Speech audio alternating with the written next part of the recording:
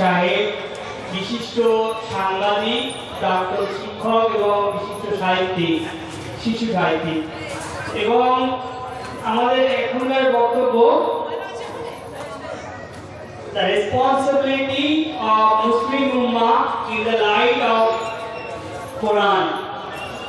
The speaker, Muhammad Nuruddin Shah, will deliver his valuable speech on the light of Quran. এটা ভিতরে ঢুকে দেন, The responsibility of এটা ভিতরে ঢুকিয়ে দেন। Muslim Ummah. এখন আপনাদের সামনে মুহাদারা এটা বেঁধে গেলে কি করে আপনার টেবিলে বক্তব্য রাখাবেন, তো ছোট একটা স্ট্যান্ড নিয়ে আসতে হবে। আমাদের এনার বক্তব্যের মাধ্যমেই 10:30 নাগাদ আমাদের সভা শেষ হবে ইনশাআল্লাহ। হ্যাঁ, আমাদের সর্বশেষ বক্তা আপনাদের সামনে মূল্যবান বক্তব্য রাখার জন্য আন্তরিকভাবে আহ্বান জানাই। এটা ঘুরিয়ে দেন তো ভাই, ওদিকে দিতে বলছে।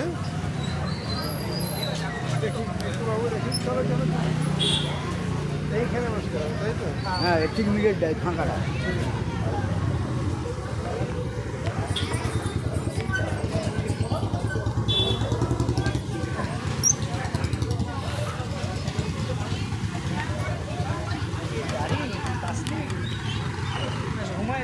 আর একটু নিচে।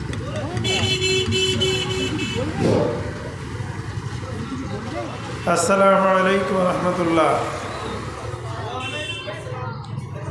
সালামের উত্তর দিতে আছে নাকি? আচ্ছা। আউযু বিল্লাহি মিনাশ শাইতানির রাজিম। বিসমিল্লাহির রহমানির রহিম। আলহামদুলিল্লাহ আলহামদুলিল্লাহি রাব্বিল আলামিন। والصلاة والسلام على رسوله الأمين। সম্মানিত আজকের সভার সভাপতি, প্রিয় সঞ্চালক এবং মাইকের আওয়াজ যত দূর যাচ্ছে সমস্ত ভাই এবং বোনেরা, পথ চলতি মানুষজন, সকলকে জানাই আন্তরিক সালাম। আসসালামু আলাইকুম রহমতুল্লাহ। সমস্ত প্রশংসা আল্লাহ রব্বুল আলমিনের, যার অপার দয়ায়, যার অপার করুণায় আমরা সুস্থ শরীরে একটা গুরুত্বপূর্ণ দিনই আলোচনা সভায় অংশগ্রহণ করতে পেরেছি। যার করুণা ছাড়া আমরা জীবন পেতাম না, আমরা বাঁচতে পারতাম না, আমরা বিশেষ করে হেদায়েতের আলো আমরা পেতাম না। আমরা পথ হারা, দিন হারা, অন্ধকারের মধ্যে হাবুডুবু খেতে থাকা সত্তা হয়ে হয়তো বেঁচে থাকতাম। আল্লাহ রাব্বুল আলামিন দয়া করে, করুণা করে আমাদেরকে হেদায়েত দান করেছেন, পথ দান করেছেন, কিতাব দান করেছেন। তিনি ঘোষণা করেছেন, আওয়ামান কানা মাইতান ফাহিয়াইনাহু ওয়া জাআলনা লাহু নূরা। তোমরা মৃত ছিলে, আমি তোমাদেরকে জীবন দান করেছি, আর তোমাদের জন্য আমি নূর অবতীর্ণ করেছি, জ্যোতি অবতীর্ণ করেছি, হেদায়েতের আলো অবতীর্ণ করেছি। সুতরাং এটা তোমাদের জীবনের জন্য অত্যন্ত গুরুত্বপূর্ণ একটা বিষয়। সেই আল্লাহ রাব্বুল আলামিনের সমস্ত কৃতজ্ঞতা এবং প্রশংসা তারই উদ্দেশ্যে। প্রিয় নবী মুহাম্মদ রাসূলুল্লাহ সাল্লাল্লাহু আলাইহি ওয়াসাল্লামের মাধ্যমে আল্লাহ রাব্বুল আলামিন বিশ্ববাসীকে এই নূরের আলোয় তারা কিভাবে আলোকিত হবে, আল্লাহর পাঠানো নূর দ্বারা তারা কিভাবে তাদের হৃদয়কে আলোকিত করবে, তাদের ব্যক্তিগত জীবন কিভাবে এই নূরের আলোয় স্নিগ্ধ হবে, কিভাবে এই নূরের আলোয় তাদের পারিবারিক জীবন আলোকিত হবে, কিভাবে তাদের সমাজ জীবন আলোকিত হবে, কিভাবে তাদের রাষ্ট্র জীবন আলোকিত হবে, সে পথ ও পন্থা দেখিয়ে গেছেন প্রিয় নবী মুহাম্মদুর রাসূলুল্লাহ সাল্লাল্লাহু আলাইহি ওয়াসাল্লাম। আমরা গভীর আন্তরিকতার সঙ্গে মহব্বতের সঙ্গে বলি সাল্লাল্লাহু আলাইহি ওয়াসাল্লাম। হে প্রিয় রাসূল, তোমার প্রতি সালাম। হে প্রিয় রাসূল, তোমার প্রতি দরুদ। হে প্রিয় রাসূল, তোমার উপরে বর্ষিত হোক অবারিত শান্তির ধারা। আমাদের বর্তমান আলোচনার বিষয় আপনাদের সামনে উপস্থাপন করা হয়েছে মুসলিম মিল্লাতের দায়িত্ব এবং কর্তব্য। আল্লাহ রাব্বুল আলামিন মুসলিম জাতিকে উম্মাহ হিসাবে উল্লেখ করেছেন। ওয়াকাযালিকা জাআলনাকুম উম্মাতাও ওয়াসাতান লিতাকুনু শুহাদা আলান নাস ওয়া ইয়াকুনার রাসূলু আলাইকুম শাহীদা। সূরা আলে ইমরানে 110 নম্বর আয়াতে আল্লাহ রাব্বুল আলামিন ঘোষণা করছেন, ওয়াকাযালিকা জাআলনাকুম উম্মাতাও ওয়াসাতান লিতাকুনু শুহাদা আলান নাস। আমি তোমাদেরকে মানব জাতির মধ্য থেকে বেছে নিয়েছি,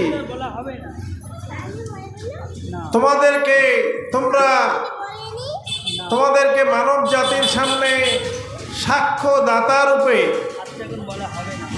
নির্বাচন করা হয়েছে।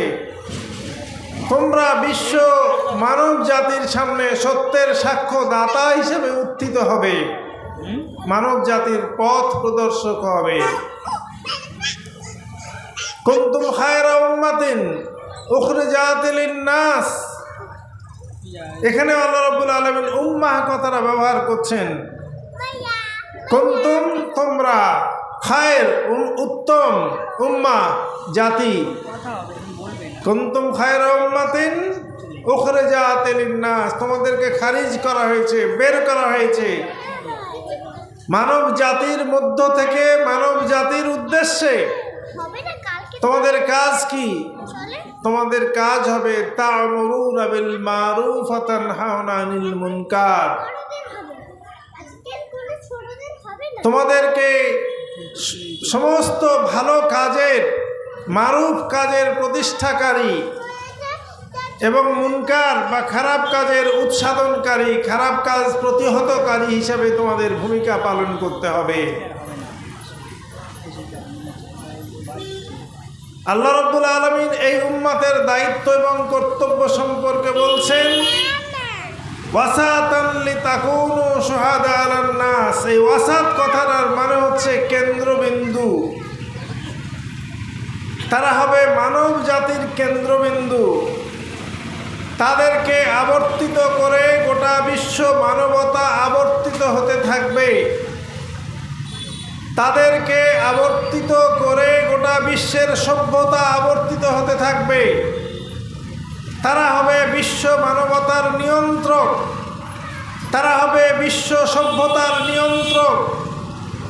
এই উম্মাহ যাদেরকে আল্লাহ রাব্বুল আলামিন নির্বাচন করেছেন, তারা আল্লাহ রাব্বুল আলামিনের প্রতিনিধি হিসাবে, আল্লাহ রাব্বুল আলামিনের খলিফা হিসাবে পৃথিবীতে বিরাজ করবেন।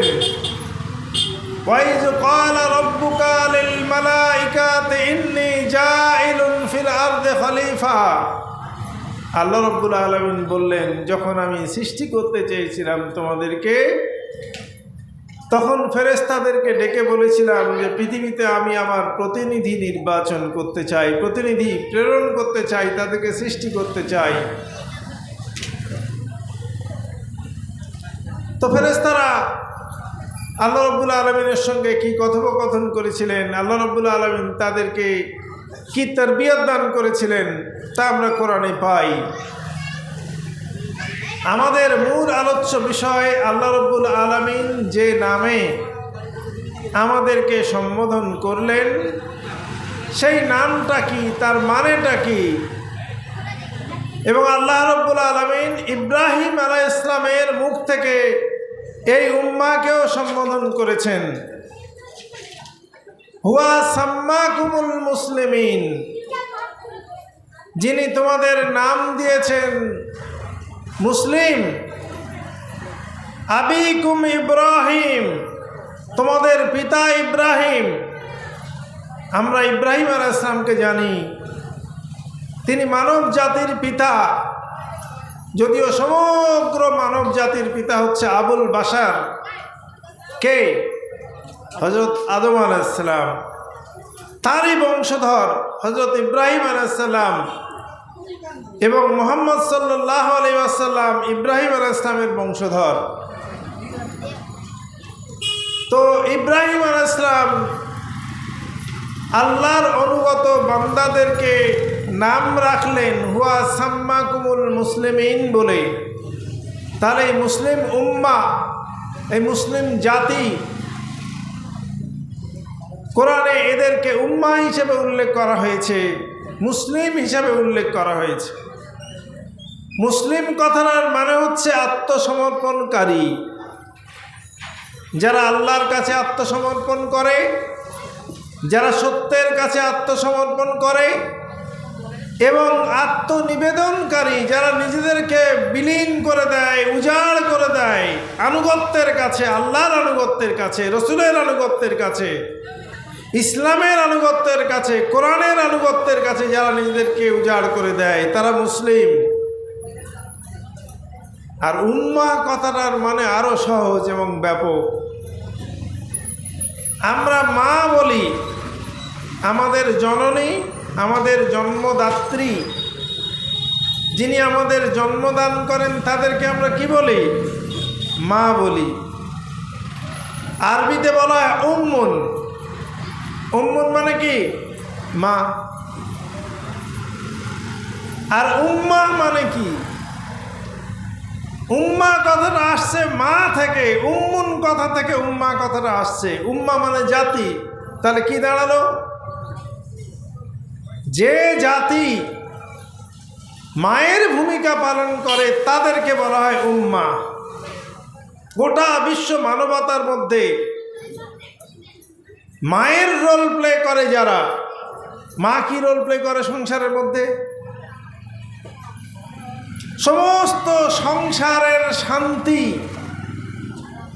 সমস্ত সংসারের শান্তি এবং তার উন্নতি, অগ্রগতি, তাদের মধ্যে সংসারের এক একজনের সঙ্গে পারস্পরিক সম্পর্ক, ভালোবাসা, তাদের তালিম, তরবিয়ত, তাদেরকে খারাপ পথের থেকে রুখে দেওয়া, তাদেরকে ভালো পথের দিকে কন্ট্রোল করে নিয়ে যাওয়া, শাসন করা,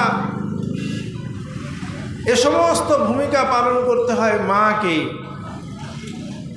আর মায়ের কাছে সন্তানরা গেলে পৃথিবীর সবচেয়ে নিরাপদ জায়গা বলে মনে করে এটা। শুধু মানুষ নয়, সমস্ত প্রাণী, সমস্ত পক্ষীকুল, সমস্ত কীট পতঙ্গ। মুরগির বাচ্চারা যখন আকাশে চিল দেখে তখন তারা কি করে? ছুটে মায়ের কাছে আসে।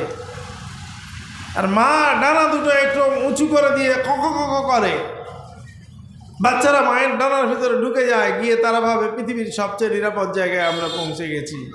এটা হচ্ছে মা। একজন মা, তার মধ্যে দরদ থাকে, ভালোবাসা থাকে, তার বুকের ভিতরে সন্তানের প্রতি স্নেহ, মহব্বত, ভালোবাসা ভরা থাকে। সন্তান হাজার ভুল করলেও সেই মা তার প্রতি আশা ছাড়ে না, তাকে সংশোধন করার চেষ্টা করতেই থাকে, করতেই থাকে। এটা হচ্ছে মা। আল্লাহ রাব্বুল আলামিন মানব জাতিকে, মানব জাতির মধ্য থেকে যারা ঈমান এনেছে আল্লাহর প্রতি, যারা আল্লাহর প্রতি বিশ্বাস স্থাপন করেছে, আল্লাহকে রব বা মালিক হিসেবে মেনে নিয়েছে এবং আল্লাহর নির্দেশ আল্লাহর হুকুম পালন করার জন্য অঙ্গীকারবদ্ধ হয়েছে তাদের উপরে দায়িত্ব অর্পণ করা হয়েছে, নির্বাচন করেছেন তাদেরকে যে তোমরা ঘোষণা দিয়েছ লা ইলাহা ইল্লাল্লাহ, আল্লাহ ছাড়া কোনো উপাস্য নেই, মুহাম্মাদুর রাসূলুল্লাহ, মুহাম্মদ আমাদের পথ প্রদর্শক, মুহাম্মদ সাল্লাল্লাহু আলাইহি ওয়াসাল্লাম আমাদের রাসূল, তারই অনুসরণ করব আমরা। কুল ইন কুনতুম তুহিব্বুনাল্লাহ ফাত্তাবিউনি ইউহিব্বুকুমুল্লাহ, তোমরা আল্লাহর ভালোবাসা পেতে চাও তাহলে আমাকে অনুসরণ করো।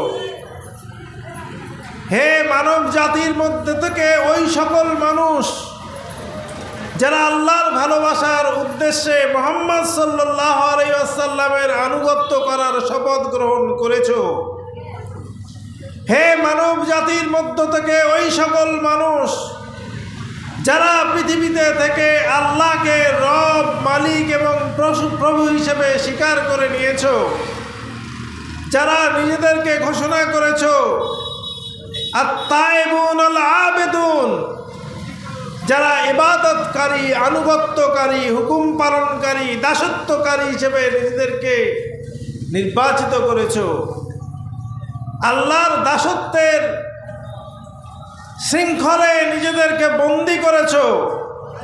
ইয়া আইয়ুহাল মুতমাইন, ইয়া আইয়ুহাল, আল্লাহ রাব্বুল আলামিন সূরা ফজরের শেষের দিকে বলছেন যে তোমরা যারা আনুগত্যের শিকল গলায় পরে নিয়েছো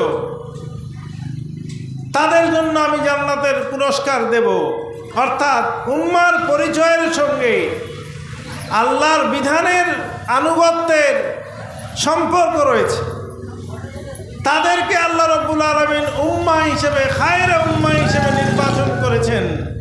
কুনতুম খায়রে উম্মাহ, সর্বোত্তম জাতি, সর্বোত্তম মানব গোষ্ঠী, তাদেরকে নির্বাচন করেছেন যারা এই শপথ বাক্য পাঠ করেছে যে আমরা আল্লাহর বিধান মেনে নিলাম, আমরা আল্লাহর দাসত্ব মেনে নিলাম, আমরা আল্লাহর গোলামে পরিণত হয়ে গেলাম, আল্লাহর হুকুম অনুযায়ী আমরা আমাদের জীবন পরিচালনা করব। এই সিদ্ধান্ত যারা গ্রহণ করেছো তারাই নির্বাচিত হলে। এর অন্য ব্যাখ্যাও আছে, কোন কোন জায়গায় বলা হয়েছে এটা শুধু সাহাবীদেরকে বলা হয়েছে, কোথাও বলা হয়েছে অন্যরকম কিছু, কিন্তু আল্লাহ রাব্বুল আলামিন সামগ্রিকভাবে মুসলিম উম্মাহকে এই নামে সম্বোধন করলেন। এখন আমরা যদি বর্তমান দুনিয়ার মুসলিম উম্মার চিত্রটাকে দেখি তাহলে কেমন দেখায়? যে নামে মুসলিম উম্মাহকে আল্লাহ রাব্বুল আলামিন সম্বোধন করলেন তার যে অর্থ দাঁড়ায়, তার যে মানে দাঁড়ায়, বর্তমান মুসলিম উম্মাহ কি সেই জায়গায় আছে? আমরা দেখছি ফিলিস্তিন, আমরা দেখছি সিরিয়া, আমরা দেখছি মায়ানমার, আমরা দেখছি গোটা বিশ্বের মুসলিম সম্প্রদায়কে তারা তাদের উপরে জুলুম, নির্যাতন, হত্যা, রাহাজানি, তাদের ইজ্জত আবরুর লুণ্ঠন, গোটা নিপীড়িত, নির্যাতিত মানবতায় পরিণত হয়েছে মুসলিম উম্মাহ। তারা সভ্যতার কেন্দ্রবিন্দু হবে কোথায়? তারা সভ্যতাকে নিয়ন্ত্রণ করবে কোথায়? তাদের নির্দেশে সভ্যতা পরিচালিত হবে কোথায়? তারা পশ্চাৎপদ হয়েছে, পদদলিত হয়েছে, নিষ্পেষিত হচ্ছে, দুর্বল হয়ে গেছে, নেতৃত্বের আসনে নেই, বরং গোলামীর জিনজির তাদের ললাট লিখনে পরিণত হয়েছে। এর কারণ কি? আমরা মুসলিম উম্মার দায়িত্ব এবং কর্তব্য সম্পর্কে আলোচনা করতে গেলে এর কারণও আমাদের অনুসন্ধান করতে হবে। নবী করিম সাল্লাল্লাহু আলাইহি ওয়াসাল্লাম বলছেন, সূরা এই পথের সম্বল বলে একটা হাদিস সংকলন আছে, তার 138 নম্বর পৃষ্ঠা 205 এবং 206 নম্বর হাদিস আপনারা দেখে নেবেন। নবী করিম সাল্লাল্লাহু আলাইহি সাল্লাম বলছেন, তোমরা যখন বলদের লেজ ধরে চলবে, ইনার সঙ্গে ক্রয় বিক্রয় করবে, তখন তোমাদের উপর অত্যাচারী শাসক চাপিয়ে দেওয়া হবে। তারা তোমাদের হত্যা করবে, তোমাদের ঘর বাড়ি জ্বালিয়ে দেবে, তোমাদের নারীদের ইজ্জত লুণ্ঠন করবে। আর তোমরা ফরিয়াদ যে আল্লাহর দরবারে হাত তুলে চিৎকার করবে, আল্লাহ সাহায্য পাঠাও, সাহায্য পাঠাও। তোমাদের ফরিয়াদের আওয়াজ আল্লাহর দরবার পর্যন্ত পৌঁছাবে না। সাহাবীরা প্রশ্ন করলেন, তাহলে কি হবে? নবী করিম সাল্লাল্লাহু আলাইহি সাল্লাম বলছেন, এই অবস্থার পরিবর্তন ততক্ষণ পর্যন্ত হবে না যতক্ষণ পর্যন্ত না তোমরা দুনিয়ার জীবনের থেকে আখেরাতের জীবনকে বেশি গুরুত্ব দেবে। মুমিনের জীবনের আলটিমেট টার্গেট হচ্ছে আখেরাত। মুমিনের জীবনের আলটিমেট সফলতা হচ্ছে আখেরাতের সাফল্য। দুনিয়ায় এসে একটা পান্থশালায় পথিকের মতো অবস্থান করে, দুনিয়ায় একটা হচ্ছে পথ চলতি ভ্রমণকারী পরিব্রাজকের মতো সে সামান্য সময়ের জন্য এখানে অবস্থান করছে। তার কাছে দুনিয়াটা আল্লাহ রাব্বুল আলামিনের ভাষা অনুযায়ী মশার ডানার থেকে নিকৃষ্ট। নবী করিম সাল্লাল্লাহু আলাইহি ওয়াসাল্লাম বলছেন, সমুদ্রে একটা আঙুল ডুবিয়ে দিলে সেই আঙুলের মাথায় যতটুকু পানি ওঠে, এক ফোঁটা পানি ওঠে, সেই এক ফোঁটা পানির থেকেও দুনিয়ার সমস্ত সুখ এবং সম্পদ কম। আর গোটা সমুদ্রের যত পানি আছে তার থেকেও বেশি কম্পেয়ার যদি করা হয় আনুপাতিক হিসাবে, তাহলে আঙুলের মাথার পানির থেকে দুনিয়ার সম্পদ কম।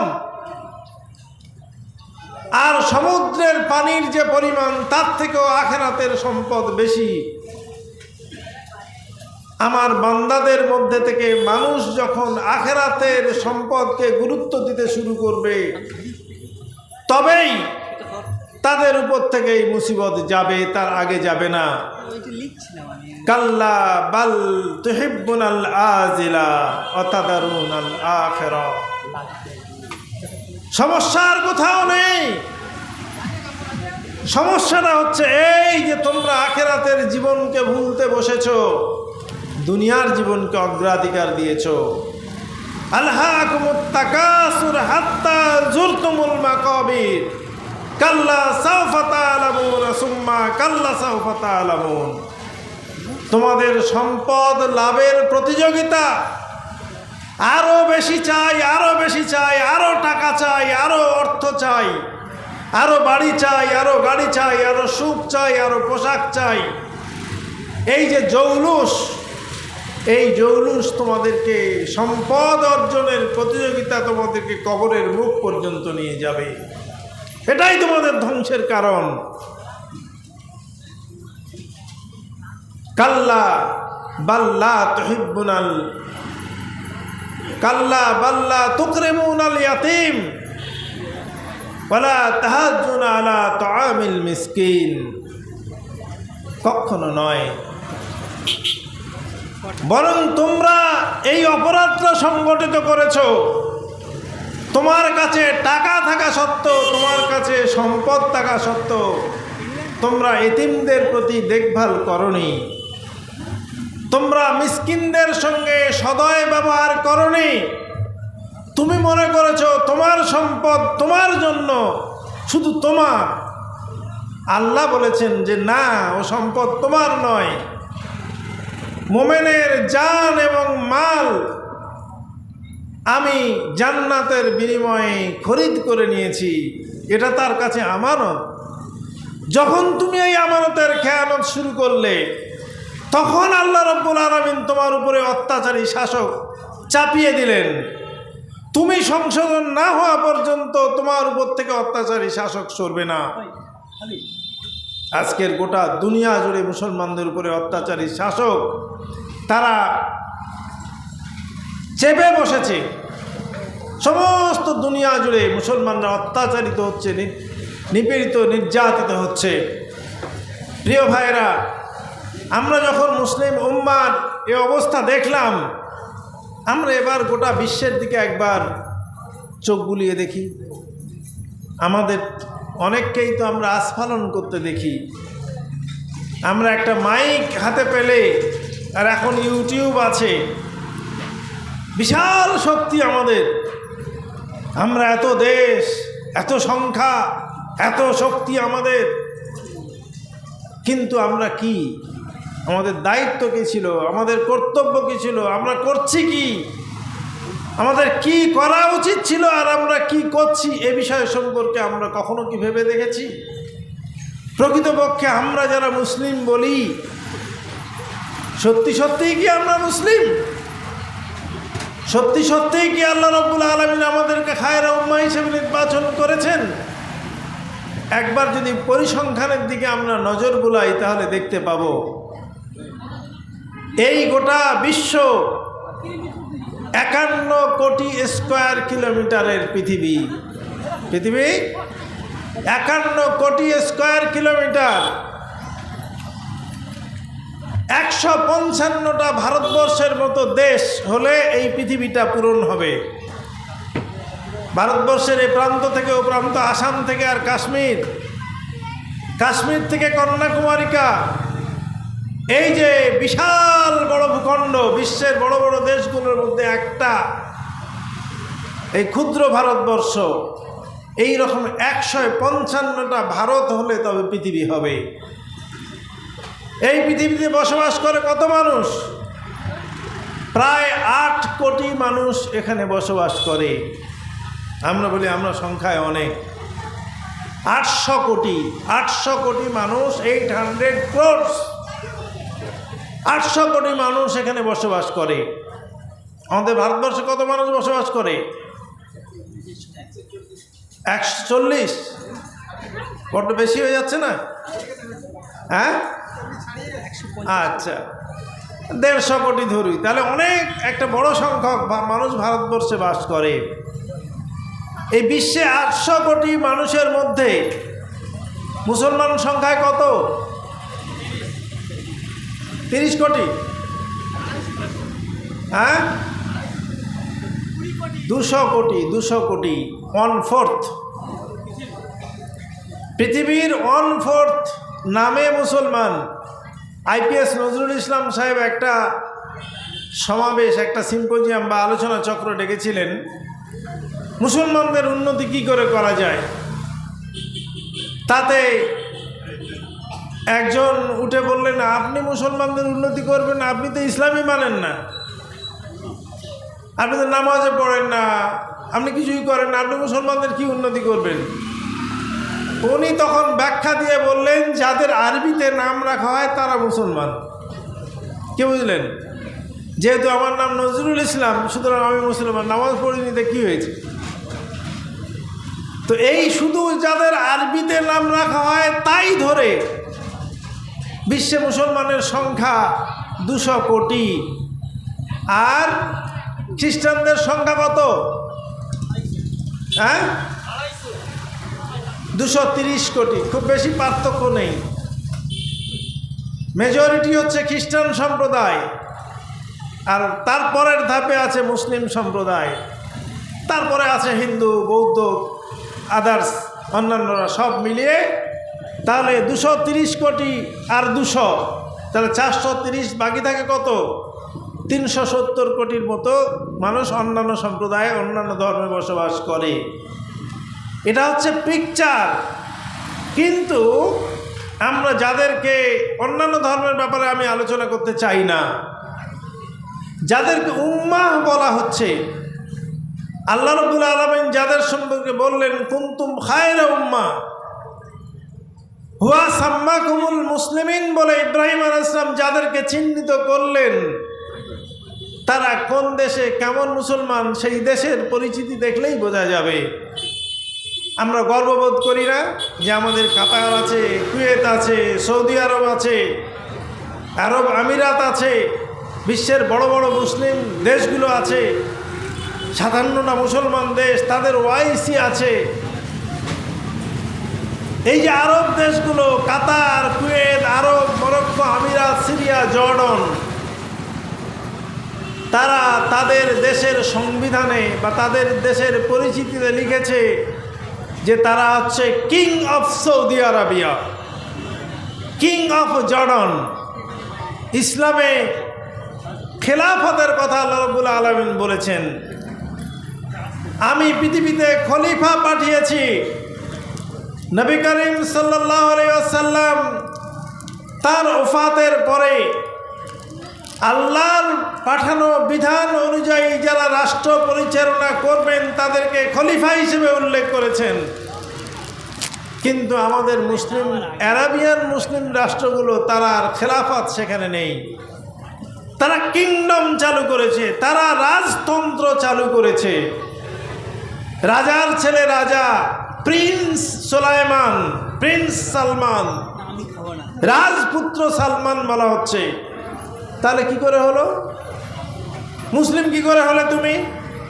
মুসলিম তো রাজপুত্র হতে পারে না, মুসলিম দেশে তো কিংডম হতে পারে না, মুসলিম দেশে রাজতন্ত্র চলতে পারে না, সেখানে মানুষের বিধান চলবে না, সেখানে আল্লাহর বিধান চলবে। গেল আরবীয় দেশগুলোর কথা। এবারে আসেন এশিয়া। বিশ্বের সবচেয়ে বেশি মুসলমান বাস করে Indonesia, Malaysia, Philippines, Bharat, Bangladesh, Pakistan, Afghanistan, এইসব দেশগুলোতে, আফ্রিকান কান্ট্রিগুলোতেও মুসলমানের সংখ্যা প্রচুর। কিন্তু এই দেশগুলো কেমন? আমরা দেখছি যে ইন্দোনেশিয়া, মালয়েশিয়া, পাকিস্তান, বাংলাদেশ, মিশর, এই সব দেশগুলো এরা বলে আমরা সেকুলার। তাদের দেশের কনস্টিটিউশন, তাদের দেশের সংবিধান সেকুলার সংবিধান হিসাবে পরিচিত। তো তাহলে ইসলামিক কাকে পেলাম? আরবের রাষ্ট্রগুলো বলছে আমরা রাজতান্ত্রিক, আর এশিয়ান রাষ্ট্রগুলো বলছে আমরা সেকুলার, আমরা ধর্মনিরপেক্ষ, আমাদের কোনো ইসলামের অনুসারী আমরা কেউ নই। এদিকে আছে আলবেনিয়া, আলজেরিয়া, আজারবাইজান, কিরগিজস্তান, এই যে ককেশাস অঞ্চল যেটা রাশিয়া এবং তার আশপাশে বসনিয়া, হার্জেগোভিনা, সার্বিয়া, এইসব যে দেশগুলো আছে, এই দেশগুলো তাদেরকে সোশ্যালিস্ট, সমাজতান্ত্রিক বলে পরিচিত করতে চায়। মিশর রাজতান্ত্রিক, তুরস্ক একটা জগা খিচুড়ির মধ্যে বর্তমানে আছে। তুরস্ক না নিজেকে ইসলামী প্রজাতন্ত্র হিসেবে ঘোষণা দিয়েছে, না তারা রাজতন্ত্র থেকে বেরিয়ে এসছে, কিন্তু তারা ওয়েস্টার্ন ডেমোক্রেটিক, পাশ্চাত্যের গণতন্ত্রের পথ মানিয়ে তারা চলছে। তাদের সংবিধানেও ইসলামিক প্রজাতন্ত্র কথাটা লেখা নেই। ইসলামিক রিপাবলিক লেখা আছে ইরানের সংবিধানে, ইরান ইসলামিক রিপাবলিক। আফগানিস্তান ঘোষণা করেছে তারা ইসলামিক আমিরাত, অর্থাৎ ইসলামের যে আমির ব্যবস্থা, সে আমির ব্যবস্থার মধ্য দিয়ে আফগানিস্তান পরিচালিত হবে। বাংলাদেশ এখনও সেকুলার কান্ট্রি, কিন্তু সাম্প্রতিক পরিবর্তনে তারা কোন দিকে যাবে সেটা এখনও আমরা আন্দাজ অনুমান করতে পারছি না। তাহলে এই হচ্ছে, যদি আমরা এক নজরে দেখতে চাই, তাহলে মুসলিম উম্মার পরিস্থিতি আমরা একটু কল্পনা করতে পারি যে ইসলামের সঙ্গে, খায়রে উম্মা হওয়ার চেতনার সঙ্গে আমাদের সম্পর্কটা কি। এবং এই সকল দেশ যারা নিজেদেরকে সেকুলার বলছে, যারা নিজেদেরকে রাজতান্ত্রিক বলছে, যারা নিজেদেরকে সমাজতান্ত্রিক দেশ বলছে, তাদের দেশের জনগণের মধ্যে এ চেতনা নেই যে উই আর মুসলিম উম্মা, আমরা রাজতান্ত্রিক হতে পারি না, আমরা সেকুলার হতে পারি না। এই সব দেশগুলোর মধ্যে যে সকল সংগঠন আছে তাদের মধ্যে কেউ কেউ যখন বলছে মুসলিম উম্মাহ হবে ইসলামিক, তখন তাদের বিরুদ্ধে বাকি উম্মার একটা বড় অংশ তারা ফতোয়া দিচ্ছে এদের আকীদায় গোলমাল। আরব দেশগুলোতে যখন ইসলামিক মুভমেন্টের কথা ইখওয়ানুল মুসলিমিন বলছে, তারা যখন বলছে এই রাজতন্ত্র ইসলাম সম্মত নয়, যখন মুরসি যখন ক্ষমতায় এলেন তিনি তখন বললেন কোরআন হবে আমাদের সংবিধান, তাকে দ্রুত বিদায় করা হলো, আলেমদেরকে গুলি করে হত্যা করা হলো, হাজার হাজার মানুষকে জেলবন্দি করা হলো। এ হচ্ছে মুসলিম দেশগুলোর অবস্থা। তো এই উপমহাদেশে ভারতবর্ষে, পাকিস্তানে, বাংলাদেশে যেখানে জামাত ইসলামী বলছে যে উই আর মুসলিম উম্মাহ, যারা মুসলিম উম্মাহ তাদের সব কিছু পরিচালিত হবে ইসলাম অনুযায়ী, তখন এই দেশের পীর সাহেবদের পক্ষ থেকে, খানকাধারীদের পক্ষ থেকে, বড় বড় তথাকথিত মাদ্রাসার পক্ষ থেকে, ওলামায়ে কেরামের পক্ষ থেকে ফতোয়া দেওয়া হলো যে এদের আকীদায় গোলমাল আছে। যখন আপনি বাতিলের কাছে নিজের মস্তককে বিকৃত করে দেন, যখন আপনার বিবেককে শয়তানের কাছে বন্দী করে দেন, আপনার ইলম, আপনার দ্বীনি চেতনা যখন শয়তানের দ্বারা পরিচালিত হয়, তখন আপনার আকীদা ঠিক থাকে। আর যখনই আপনি বলেন যে আমি আনুগত্য করি লা শারীকা আল্লাহ, আল্লাহ ছাড়া আর কারো আনুগত্য করি না, যখন আপনি বলেন আমি মুহাম্মদুর রাসূলুল্লাহ সাল্লাল্লাহু আলাইহি ওয়াসাল্লামের সুন্নাহ ছাড়া আর কোনো মার্কস, লেনিন, হেগেল কোনো দর্শন আমি মানি না, তখন বলে এর আকীদায় গোলমাল আছে। এ হচ্ছে মুসলিম উম্মার অবস্থা। আমরা গর্ব করি, আমরা অহংকার করি যে আমাদের অনেক পাওয়ার, আমাদের অনেক শক্তি। পৃথিবীতে শক্তি হচ্ছে ইনফরমেশনের, পৃথিবীতে শক্তি হচ্ছে ইমানের, পৃথিবীতে শক্তি হচ্ছে চরিত্রের, ক্যারেক্টারের। আজকের বিশ্ব জুড়ে দাউ দাউ করে আগুন জ্বলছে এই কারণে, যেখানে ইমানের শক্তি দুর্বল হয়ে গেছে, এখানে তাকওয়ার শক্তি দুর্বল হয়ে গেছে, এখানে আখলাকের শক্তি, ক্যারেক্টারের শক্তি দুর্বল হয়ে গেছে। গোটা বিশ্ব জুড়ে সততার ক্রাইসিস চলছে, গোটা বিশ্ব জুড়ে অনেস্টির ক্রাইসিস চলছে, এখানে ন্যায়পরায়ণতা এবং সুবিচারের ক্রাইসিস চলছে, যার ফলে গোটা দুনিয়া জুড়ে হচ্ছে আগুন জ্বলছে। আগুন শুধু ক্যালিফোর্নিয়ার দাবানল নয়, লস অ্যাঞ্জেলসের দাবানল নয়, ওটা তো দাউ দাউ করে ভয়ঙ্কর এক আল্লাহর আযাব। আমরা খুশি নই, আমরা কখনোই খুশি হতে পারি না। আমরা পৃথিবীর কোনো প্রান্তে আল্লাহর গজব আসুক, এটাও আমরা চাই না। আমরা আল্লাহর কাছে এই কামনা করি, এই প্রার্থনা করি, হে রব্বুল আলামিন, তুমি এই ভয়ঙ্কর দাবানল থেকে দুনিয়াবাসীদের প্রতি রহম করো, তুমি তাদেরকে হেফাজত করো। আগুন যেখানে জ্বলছে সেখানে আল্লাহর বান্দাও আছে, সেখানে আল্লাহর সৃষ্টি প্রাণীও আছে, সেখানে গাছপালা আছে, পশু পাখি আছে।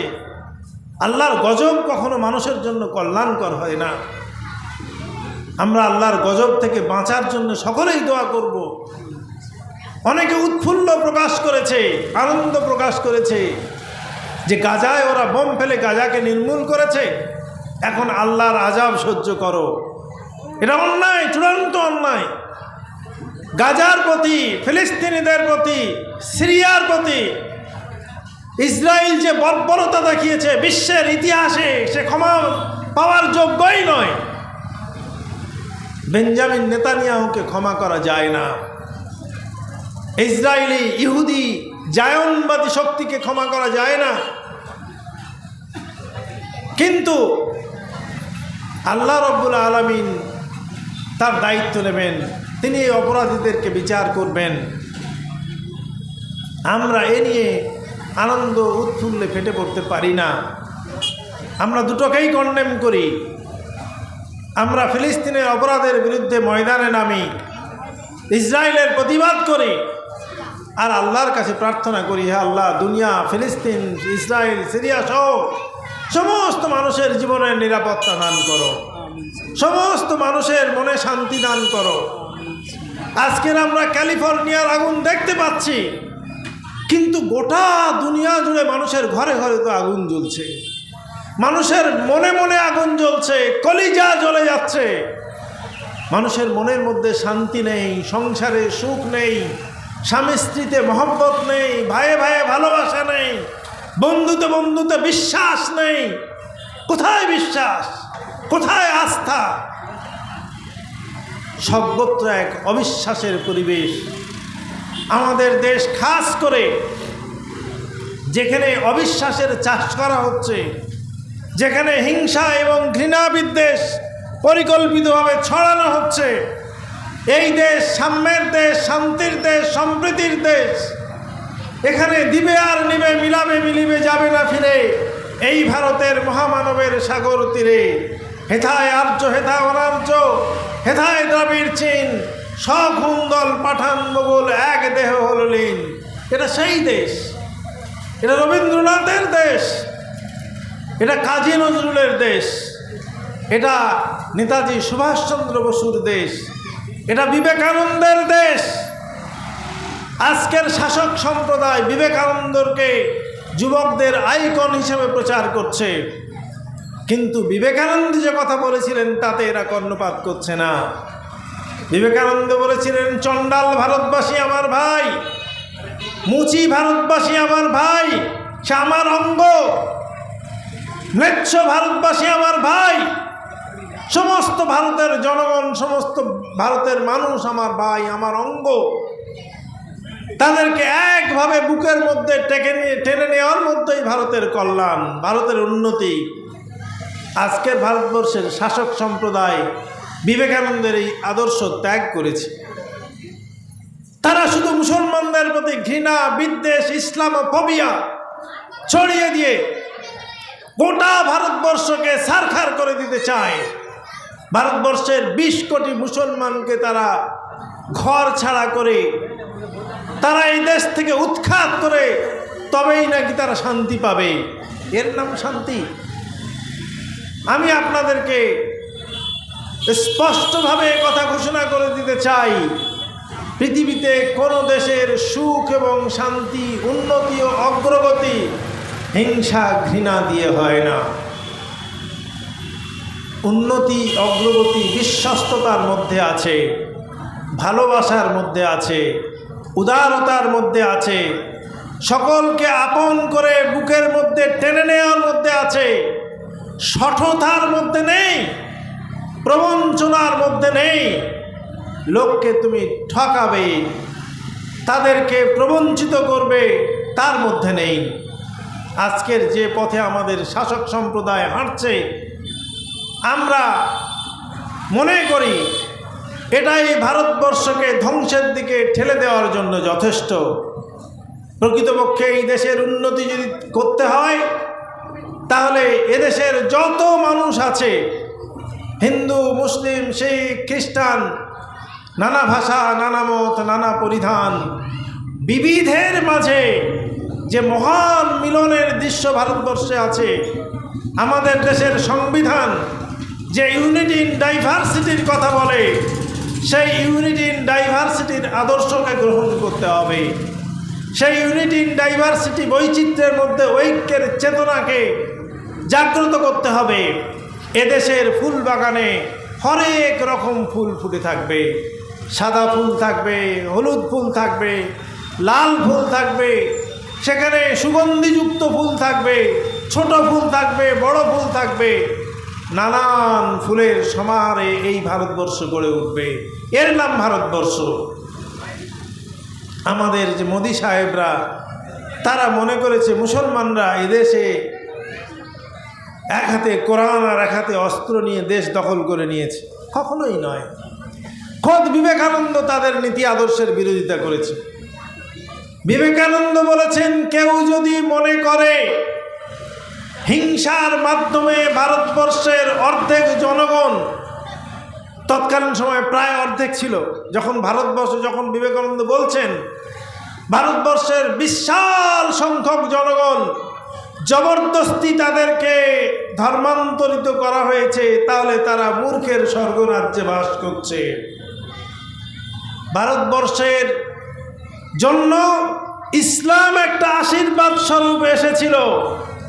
এদেশের বর্ণাশ্রম ব্যবস্থা, এদেশের বৌদ্ধদের প্রতি ব্রাহ্মণদের অত্যাচার এবং ডাউন ট্রডেন পিপল যাদেরকে শূদ্র, বৈশ্য, ক্ষত্রিয় ভাগে ভাগ করে সমাজের নিচু জাতের করে রাখা হয়েছিল, তাদের জীবনের কোনো অধিকার দেওয়া হতো না, তাদেরকে মন্দিরে প্রবেশ করতে দেওয়া হতো না, তাদেরকে স্বাধীনভাবে জল পান করতে দেওয়া হতো না, তাদেরকে সমাজে সম্মান মর্যাদার কোনো সুযোগ দেওয়া হতো না। সেই কারণে এদেশের ডাউনটোডেন, নিপীড়িত, নির্যাতিত মানুষ ইসলামের উদারতায় প্রভাবিত হয়ে ইসলামের মধ্যে প্রবেশ করে আত্মরক্ষা করার চেষ্টা করেছে, জীবন বাঁচানোর চেষ্টা করেছে। এটা কে বলছেন? বিবেকানন্দের কথা। আজকের নরেন্দ্র মোদীরা যদি বিবেকানন্দ থেকে শিক্ষা গ্রহণ করেন তাহলে ভালো করবেন। এদেশের সম্পদ হচ্ছে টিপু সুলতান, এদেশের সম্পদ হচ্ছে কবির নানক, এদেশের সম্পদ হচ্ছে এদেশের সুফি সন্ত সাধুরা, যারা দেশকে ভালোবেসেছেন, দেশকে দিয়ে গেছেন। আজকের নগ্ন পুরোহিতরা তারা কুম্ভ মেলায় শপথ গ্রহণ করছে যে এই দেশ থেকে তারা নাকি সমস্ত বিধর্মীদেরকে, তাদের দৃষ্টিতে যারা বিধর্মী তাদেরকে উৎখাত করবেন। এটা কোনো ধর্ম হলো? এটা কোনো ধর্মসভা? অসভ্যের মতো নগ্ন হয়ে তারা সেখানে সমবেত হয়েছে, আর ভিডিও করে সেই চিত্র গোটা দুনিয়াবাসীকে দেখানো হচ্ছে। এটা সভ্যতা? Is it civilization? এটাকে সিভিলাইজেশন বলে মানতে হবে? তারা যদি এই বিভ্রান্তি থেকে যত দ্রুত মুক্তি পাবে ততই তাদের কল্যাণ এবং মানবতার কল্যাণ। এটা ধর্ম হতে পারে না। এটা হিংসা, বিদ্বেষ, ঘৃণা কখনো মানবতার কোনো কাজে লাগে না, কোনো কল্যাণে লাগে না। সম্মানিত ভাইরা, আমরা যে দেশে বসবাস করি সেই দেশের বর্তমান প্রাসঙ্গিকতা সম্পর্কে দুটো একটা কথাই শুধু আমি আপনাদের সামনে উপস্থাপন করলাম। আমি এবার মুসলিম মিল্লাতের বর্তমান অবস্থার যে আলোচনা করছিলাম সেদিকে ফিরে আসতে চাই। আমরা দেখেছি ব্যাকওয়ার্ডনেস, বিশেষ করে শিক্ষার ক্ষেত্রে পিছিয়ে পড়াটা গোটা মুসলিম মিল্লাতের অন্যতম একটা সমস্যায় পরিণত হয়েছে। এই জাতির উত্থান শুরু হয়েছিল ইকরা দিয়ে। নবী করিম সাল্লাল্লাহু আলাইহি ওয়াসাল্লামকে আল্লাহ রাব্বুল আলামিন শেখালেন, যদি উন্নতি করতে হয়, অগ্রগতি করতে হয় তাহলে পড়ো, ইকরা বিসমি রাব্বিকাল্লাযী খলাক। নবী করিম সাল্লাল্লাহু আলাইহি ওয়াসাল্লাম বলছেন পড়তে তো জানি না, আল্লাহ রাব্বুল আলামিন তার ব্যবস্থা করলেন, তিনি শেখালেন, তিনি শিখিয়ে দিলেন, আর আল্লাহ রসুল পড়তে শুরু করলেন। ফেরেশতা নবী করিম সাল্লাল্লাহু আলাইহি ওয়াসাল্লামকে আলিঙ্গন করলেন, নবী করিম সাল্লাল্লাহু আলাইহি ওয়াসাল্লাম গড়গড় করে পড়তে শুরু করলেন, ইকরা বিসমি রাব্বিকাল্লাযী খলাক, খলাকাল ইনসানা মিন আলাক, ইকরা ওয়া রাব্বুকাল আকরাম আল্লাযী আল্লামা বিল কালাম। তার পড়া দিয়ে এই জাতির জীবন শুরু হয়েছিল, পড়া দিয়ে এই জাতির সূচনা হয়েছিল, এবং পড়াকে তাদের অন্যতম কর্মসূচিতে পরিণত করার কারণে অতি অল্প দিনের মধ্যে আরবের সীমারেখা ছাড়িয়ে এটা আফ্রিকা, এশিয়া, ইউরোপ, অস্ট্রেলিয়া সহ গোটা দুনিয়ার মধ্যে প্রভাব বিস্তার করতে শুরু করেছিল। এক সময় গোটা দুনিয়ায় সভ্যতা এবং সংস্কৃতির চালিকা শক্তিতে পরিণত হয়েছিল।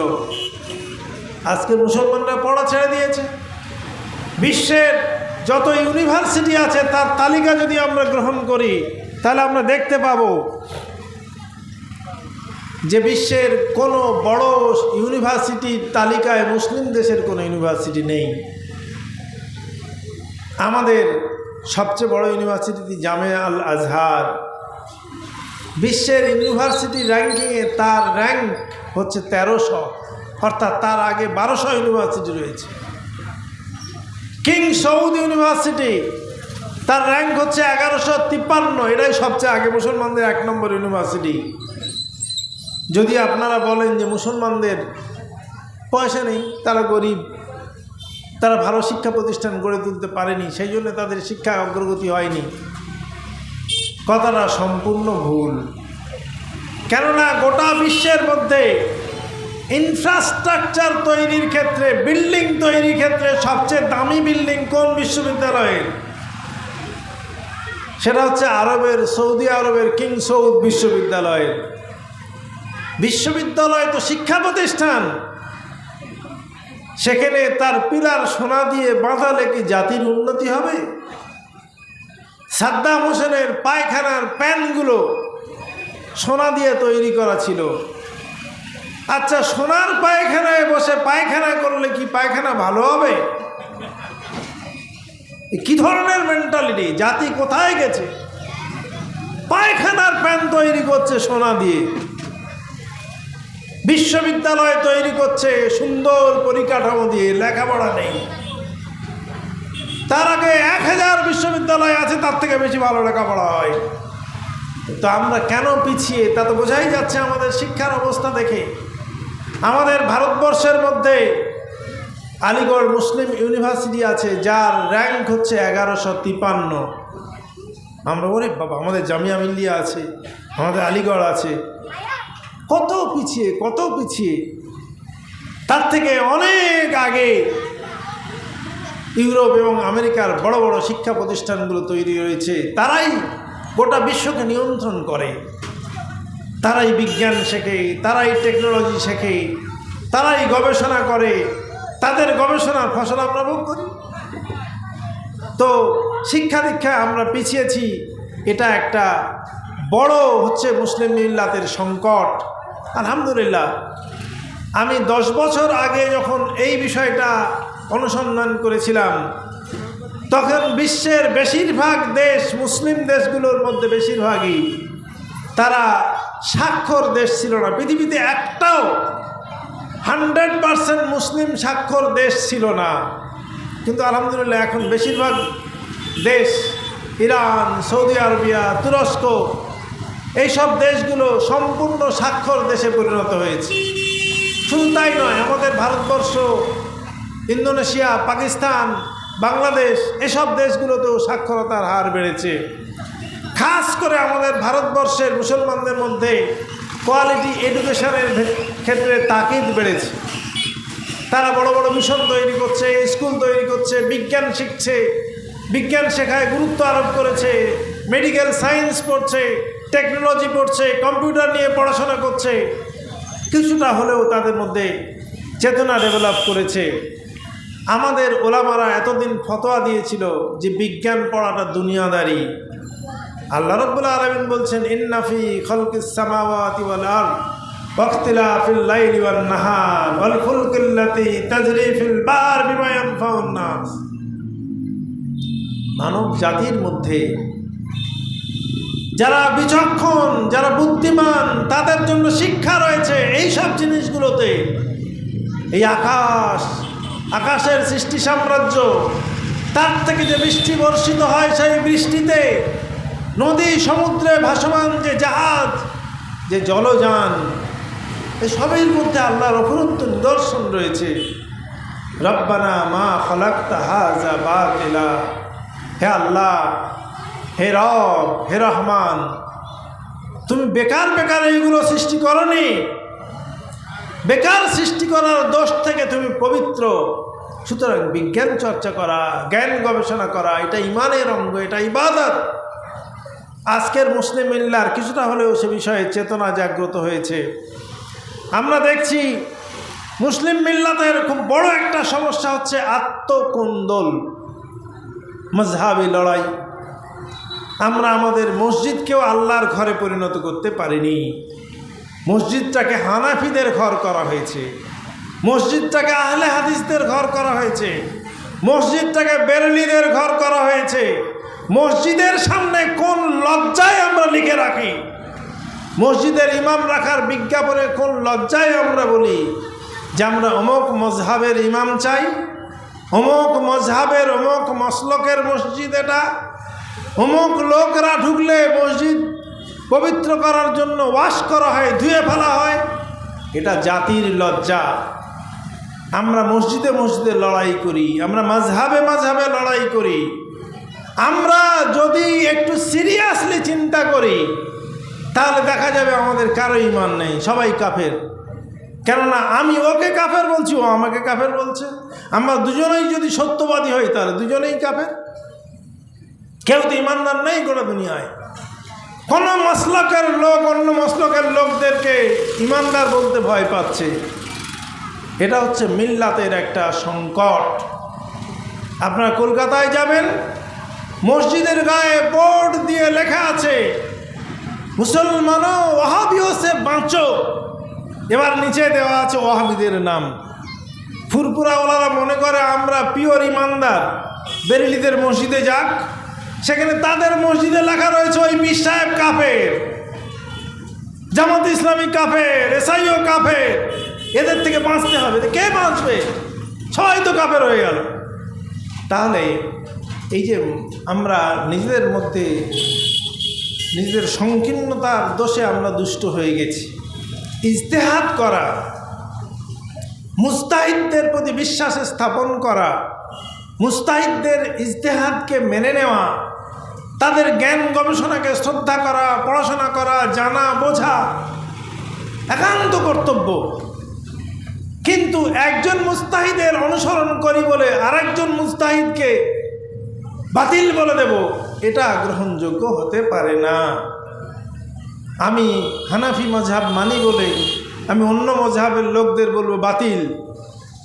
আমি কোনো মজহাব মানি না, আমি বলি লা মজহাবি, আমি আহলে হাদিস, আমি সহি আকিদা। তারা কেউ কেউ বলছে আমরা সহি আকিদা, এখন আবার কেউ কেউ বলছে আমরা আহলে কোরআন, আহলে হাদিস নয়। ওরা বলছে আমরা আহলে হাদিস, এরা বলছে আমরা আহলে কোরআন। আরে কোথা থেকে এসব এলো? আমি মুর্শিদাবাদের একটা সভায় বক্তব্য রাখতে গিয়ে যখন এইগুলো বলছিলাম, সভাপতি সাহেব আমার দিকে কটমট করে তাকাচ্ছেন।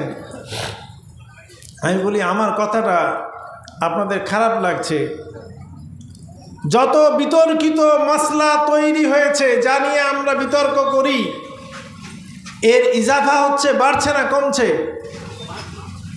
দিনের পর দিন বাড়ছে কিনা? আমি বললাম আপনাদেরকে দায়িত্ব দিয়ে যাচ্ছি 5টা বছরের জন্য। বর্তমান সময়ে মুসলিম মিল্লাতের ওলামায়ে কেরামগণ যে সকল বিষয় নিয়ে তারা মতভেদে লিপ্ত হয়ে আছে সেইগুলোর তালিকা তৈরি করুন। নামাজের মধ্যে মতভেদ, মুসলমানরা 1400 বছর ধরে নামাজ পড়ছে, তাদের নামাজ এখনও ঠিক হয়নি। এ বলে ওর নামাজ হয়নি, ও বলে এর নামাজ হয়নি। ওর নামাজ হয়নি কেন? ও পা ফাঁক করেছে। এর নামাজ হয়নি কেন? এ পা জুড়ে দিয়েছে। ও হাত বুকে বেঁধেছে, ওর নামাজ হয়নি। ও হাত নিচে বেঁধেছে, ওর নামাজ হয়নি। এ কি? তাহলে 1500 বছর ধরে তুমি নামাজ শিখলে না। তোমাদের বিতর্ক হচ্ছে কি নিয়ে? লম্বা না গোল, দাঁড়িয়ে না বসে, এই নিয়ে। এ কি? কোথায় পৌঁছে গেছি আমরা? এটা মুসলিম মিল্লাতের বড় এক সমস্যা।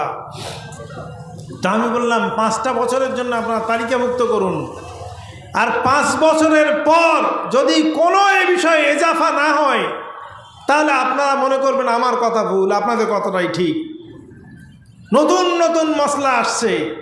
1500 বছর ধরে যে মিল্লাত জাকাত দিয়ে আসছে, গত বছরে সেই জাকাত নিয়ে বিতর্ক শুরু হলো।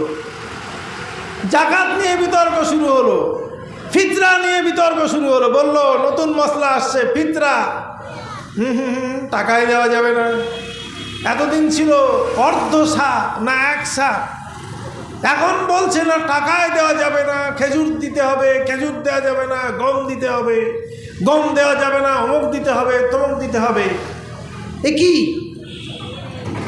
এগুলো সব একটা গবেষণা কেন্দ্র থেকে গবেষণা করে করে মুসলিম মিল্লাতকে বিভক্ত করার জন্য নতুন নতুন ইস্যু ছড়িয়ে দেওয়া হচ্ছে। তো মুসলিম মিল্লাতের এটা এক বড় সমস্যা। আমরা যদি এ বিষয়ে সচেতন না হই, আমরা যদি আমাদের ভাইদেরকে বনিয়ানুম মারসুস শীষে ঢালা প্রাচীরের মতো মজবুত করতে না পারি, আমরা যদি সকলকে নিজের বুকের মধ্যে আলিঙ্গন করার মতো উদারতা দেখাতে না পারি, আমরা যদি আমি ঠিক বাকি সবাই ভুল এই ধারণায় বিশ্বাস করি, তাহলে সমস্যা শুধু বাড়তেই থাকবে, কখনোই তা কমবে না। মুসলিম উম্মাহ হচ্ছে তারা উখওয়া, তারা ভাতৃসম, একে অপরের ভাই, একটা দেহের মতো, একটা জাতি একটা দেহের মতো। দেহের এক জায়গায় কাঁটা ফুটলে আরেক জায়গায় তার যন্ত্রণা করে, সমস্ত শরীর যন্ত্রণায় কাতর হয়ে যায়। পায়ে কাঁটা ফুটেছে, সমস্ত শরীর জ্বরে আক্রান্ত, মুখ দিয়ে ওষুধ খেলেন, পায়ের ব্যথা ভালো হয়ে গেল। মুসলিম উম্মাকে দেহের সঙ্গে তুলনা করেছেন কে? নবী করিম সাল্লাল্লাহু আলাইহি ওয়াসাল্লাম। আমরা নানান দল মত এসব ক্ষুদ্র ক্ষুদ্র এতে বিভক্ত হয়ে আমাদের যে উম্মার চেতনা আমরা হারিয়ে ফেলেছি। আমাদের আল্লাহ এক, রসুল এক, মসজিদ এক, কাবা এক, এই ধারণার উপরে ভিত্তি করে মানুষের চিন্তা চেতনা বিভিন্ন রকম থাকতে পারে, বিভিন্ন মত থাকতে পারে, বিভিন্ন দৃষ্টিকোণ থাকতে পারে, উপলব্ধি করার বোঝার ক্ষমতা কারো কম বেশি থাকতেই পারে, পোশাক আশাকের বৈচিত্র্য থাকতেই পারে। আল্লাহ রাব্বুল আলামিন তো বৈচিত্র্য করে মানুষকে সৃষ্টি করেছেন। সুতরাং আমরা কেন এই ধরনের ধর্মীয় গোঁড়ামিতে পড়ব? এই ধরনের ধর্মীয় গোঁড়ামিটা কাম্য কোনোভাবেই নয়। আমরা উম্মার কনসেপ্টের মধ্যেই আসছে, তাই তারা দায়ী ইলাল্লাহ হবে, আল্লাহর দিকে মানুষকে আহ্বানকারী হবে। কিন্তু গোটা মুসলিম উম্মা দেখেন, তাদের নিজেদের আখলাকের যে অবস্থা, নিজেদের চরিত্রের যে অবস্থা, লোককে তারা বলবেই কি? নিজে ভালো হয়ে তবে তো লোককে ভালো বলতে পারবো, নিজে ঐক্যবদ্ধ হয়ে তারপরে তো লোককে বলতে পারবো তোমরা ঐক্যবদ্ধ হও, এসো সবাই মিলেমিশে থাকি। আমরা নিজেরাই যদি লড়াই করি, নিজেরাই যদি ধোঁকাবাজ হই, নিজেরাই যদি বদ চরিত্রের লোক হই, নিজেরাই যদি চোর বাটপার হই, মিথ্যুক হই, লোককে বলবো কি করে? সেই জন্যে মুসলিম উম্মার অন্যতম দায়িত্ব ছিল দাওয়াত। আল্লাহ উদউ ইলা সাবিলি রাব্বিক, আল্লাহর দিকে মানুষদেরকে আহ্বান করো, এটা তাদেরকে দাওয়াত দিতে বলা হয়েছে।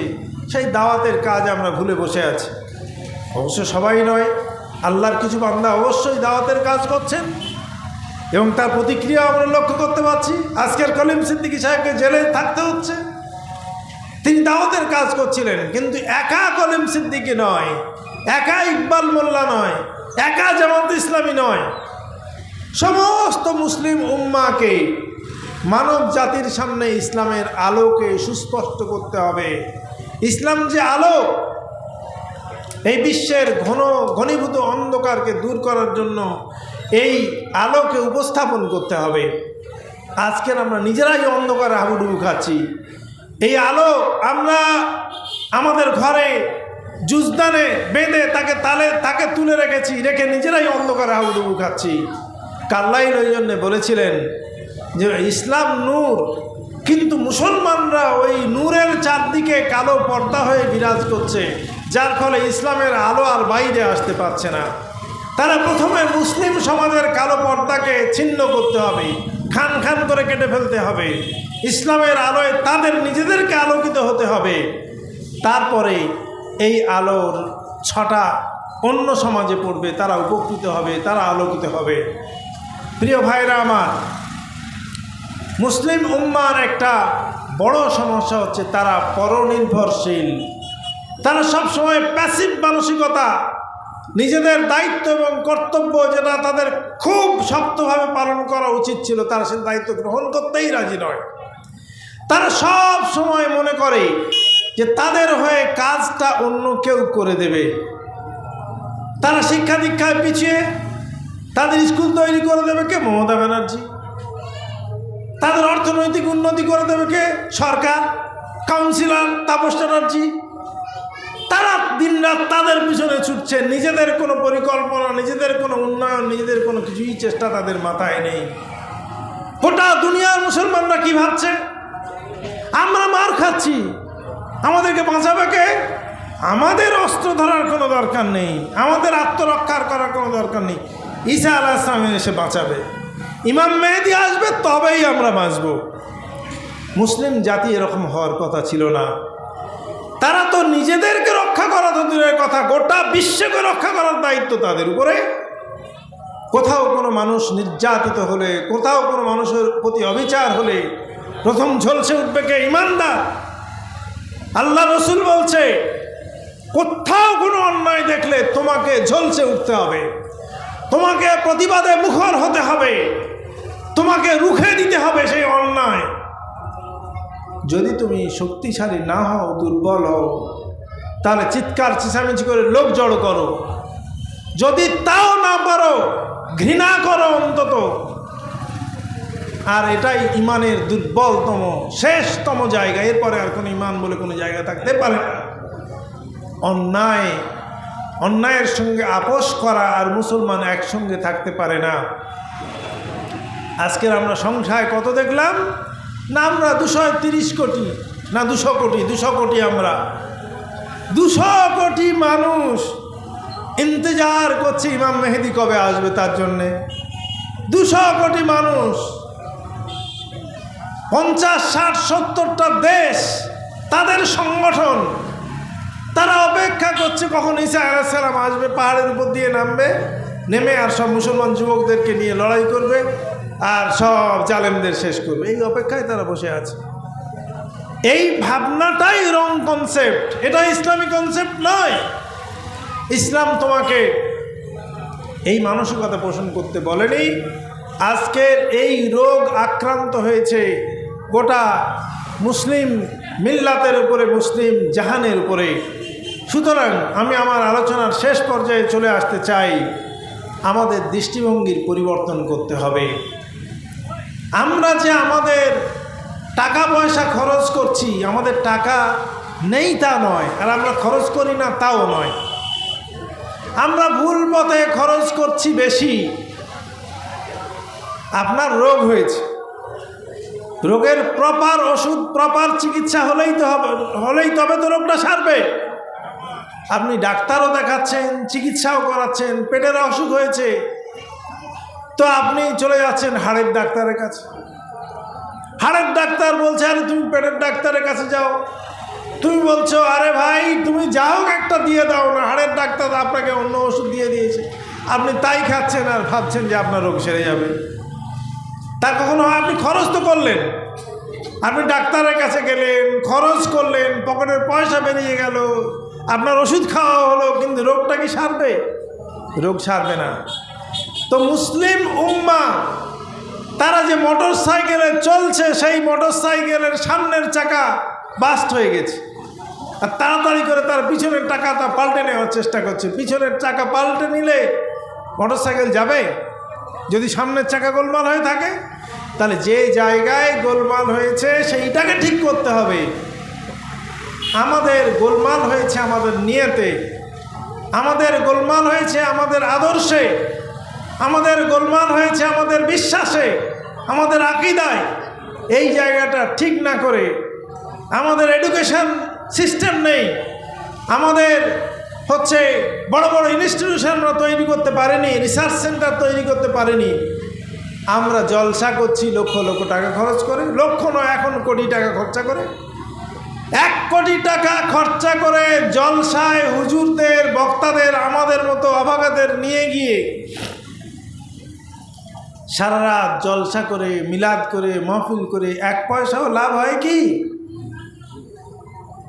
ওই 1 কোটি টাকা দিয়ে কোনো এডুকেশনাল ইনস্টিটিউশন তৈরি করলে ওই এলাকার ছেলেদের উপকৃত হতো, কিন্তু আমরা তা করি না। আমরা জলসায় টাকা খরচ করি। আমাদের গ্রামে মাদারপাড়ায় একটা জলসা হয়, আস্তে আস্তে বলতে হয়, শুধু জলসায় লোক খাওয়ানোর জন্য 1/2 শতাধিক গরু জবাই হয়। আর তারপরে পাড়ায় যত লোক, আশপাশের গ্রামের সব মানুষ দাওয়াতে আসে, তাদেরও বাড়িতে লোক থাকে, তাদেরও খাওয়া দাওয়ার ব্যবস্থা, তাদের বাড়িতে কত লাগছে এবার চিন্তা করে দেখেন। এই যে লক্ষ লক্ষ টাকা খরচ হচ্ছে, লাভটা কি হচ্ছে? এতে লাভটা কি হচ্ছে? এটা কোনো কনস্ট্রাকটিভ ওয়ে নয়। প্রতি বছর ওই টাকার পরিমাণ যদি আমরা কনসাস হই, আমরা সচেতন হই, তাহলে ওটাকে একত্রিত করে আমরা কনস্ট্রাকটিভ কাজে লাগাতে পারি। আমাদের ছেলেরা বেকার, আমাদের ছেলেরা কাজ পায় না, তারা রাজমিস্ত্রির কাজ করতে যাচ্ছে রাজস্থানে, সেখানে কোপানো হচ্ছে, তাদেরকে কুপিয়ে জ্বালিয়ে দিয়ে তার ফটো ভিডিও করে গোটা দুনিয়া জুড়ে ছড়িয়ে দেওয়া হচ্ছে হিংসা বিদ্বেষ ছড়ানোর জন্য। আর আমরা এখানে জলসা করে, সবিনা খতম করে, আর ওই কি বলে বক্সে দিচ্ছি, সব রেশানি করছি, কোনো ফায়দা নেই, কোনো ফায়দা নেই। হয়তো একটু তিতো লাগবে আমার কথাগুলো আপনাদের, কিন্তু প্রকৃতপক্ষে এটা আমাদেরকে উপলব্ধি করতে হবে। জলসা হারাম বলবো না আমি, দিনই আলোচনা, দিনই জলসা, দিনই বিষয়গুলো অবশ্যই তা করতে হবে এবং তার প্রয়োজনও আছে, কিন্তু আমার কাজ কোনটা?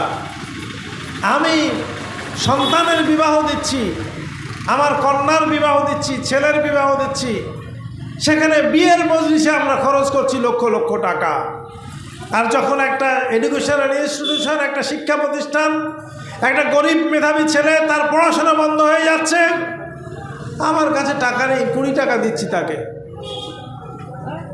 একটা ছেলে, তার বাপ হয়তো তার লেখাপড়া শেখাতে পারে না, তার পাশে দাঁড়ানোর সামর্থ্য আমার আছে, আমরা কজন মুসলিম তার পাশে দাঁড়াতে পারি?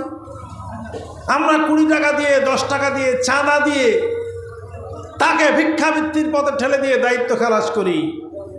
কিন্তু আমার সন্তানের বিয়েতে যেভাবে শর্ট করে নবী করিম সাল্লাল্লাহু আলাইহি ওয়াসাল্লাম শিখিয়েছিলেন, সহজ সরল করে, আমরা সেটা করতে পারছি না। সেখানে লক্ষ লক্ষ টাকা খরচা করছি, সেখানে লাইটিং হচ্ছে। আমাদের মৌলানা রিয়াজউদ্দিন ফালাহি সাহেব বলছিলেন যে সাদামাটা বিয়ে করাটা সুন্নাত, কিন্তু বর্তমান মুসলিম উম্মাহ এমন জায়গায় পৌঁছে গেছে যে যদি কেউ সাদামাটা বিবাহের আয়োজন করে, তাদেরকে বলা হয় এটা বিয়ে বাড়ি নয়, এটা হচ্ছে কি বলে, এটা হচ্ছে জানাজা বাড়ি, এটা হচ্ছে মৌত বাড়ি। ছি ছি ছি। তো আমাদের এই চিন্তার পরিবর্তন যদি আমরা করতে পারি, আমরা যদি কমিউনিটির জন্য আমাদের স্বার্থের কথা ভাবি, আমাদের ত্যাগ, আমাদের কোরবানি কনস্ট্রাকটিভ ওয়েতে, গঠনমূলক ওয়েতে, সুচিন্তিতভাবে যদি আমরা লাগাতে পারি, তাহলে শুধু আমরা উপকৃত হবে না, গোটা মানবতা উপকৃত হবে, গোটা সমাজ উপকৃত হবে, গোটা মানব জাতি বেঁচে যাবে। আর যদি আমরা ব্যর্থ হই, তাহলে আলোক বর্তিকা যাদের হাতে, আলোর মশাল নিয়ে যারা চলে, তারাই যদি মুখ থুবড়ে পড়ে, তাহলে মানুষকে পথ দেখাবে কে? আজকের পথ হারা হয়ে অন্ধকারের মধ্যে হাবুডুবু খাচ্ছে মানবতা।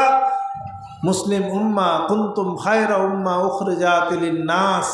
আল্লাহ রাব্বুল আলামিন যাদেরকে খায়রা উম্মা হিসেবে যাদেরকে নির্বাচিত করেছেন, তারা যদি তাদের দায়িত্ব পালন না করে, তারা যদি তাদের কাজে এগিয়ে না আসে, তারা যদি নিজেদের দলাদলি, মতভেদ এসবগুলোকে দূরে সরিয়ে রেখে ঐক্যবদ্ধ না হয়, তাহলে মানবতার কল্যাণ কোনোদিন হবে না। বিশ্ব মানবতার মুক্তির জন্য, মুসলিম উম্মার আত্মরক্ষা করার জন্য আমাদের এই বিষয়গুলো ভেবে দেখতে হবে। আল্লাহ রাব্বুল আলামিন আমাদেরকে সঠিকভাবে চিন্তাভাবনা করার এবং সঠিক সিদ্ধান্ত গ্রহণ করার তৌফিক দান করুন।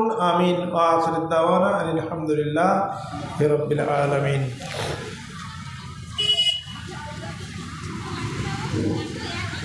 জাযাকাল্লাহু খায়র জনাব মোহাম্মদ নুরুদ্দিন শাহ সাহেবকে, তিনি এতক্ষণ ধরে খুবই জ্ঞানগর্ভভাবে মুসলিম উম্মার দায়িত্ব